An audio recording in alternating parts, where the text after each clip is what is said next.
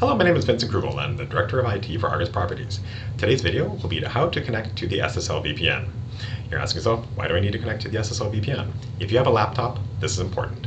If your child is sick for the day, but you still have work to do, you're at a hotel room, but you still have work to do, or you're working from home, and you want to have access to internal company documents or resources, you need to connect to the VPN. Without that, you're not able to access it. The VPN essentially is connecting a cable from your computer all the way to the company, and then when you disconnect the VPN, it goes away. It's actually more secure than it's more secure in many ways than being right in the office, because this connection is fully encrypted and disappears every time that you disconnect it. I would just ask though that when you are connected to the VPN that you do not allow friends or family to use your computer, because then they also have access to internal company documents. It's a pretty good practice to not let other people use your laptop anyways if it's a work laptop. I know that people do, but I have to say it. So let's get started. So there are two ways to access the VPN or get it going. Most of the time though, you should have this little shield in the lower right corner. It's the FortiClient symbol. If you right click on that shield, a dialog box will appear. I have most of it grayed out because I have a few other places that I access. But within this dialog box, you'll see a connect to, and you should only have one place to connect to. If you're at Manteo or 4 Points, there'll only be one option to connect to. These are all preset and pre-configured within FortiClient. You just need to click on that, and another dialog box will appear. But before we go there, if you don't see that shield, click on the Windows symbol, and then type in FortiClient. You will see FortiClient app show up. Click on that, and you can launch for FortiClient from this method.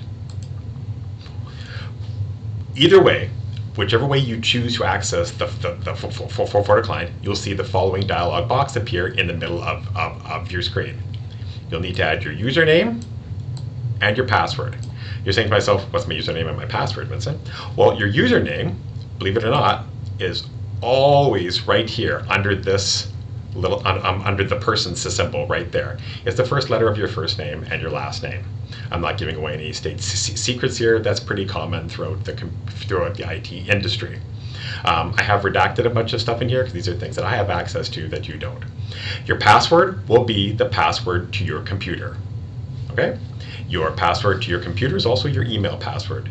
And that's it. Once you put those in, please press connect. This may take a few seconds, or it may happen within 10 seconds. It all depends.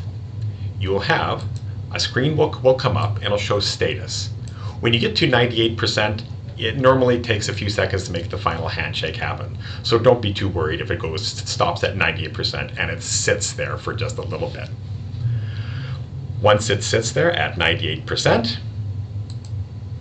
you can check to it will connect, and then you can check to make sure you are connected. All you have to do is double click on the shield in the lower right hand corner, or access for FortiClient through the method that you did before. It will give you all of the information you need right here. Okay? And this will tell you that you're connected. This box will not appear if you're not connected. Once you're done, please go back to your desktop, right-click on the shield, and there'll be an option to disconnect. Please disconnect. It will take a few seconds, and you'll be done. And then you will no longer have access to internal company documents. That's it. If you have any questions, please send me a ticket or just stop me in the hallway. Have a good day.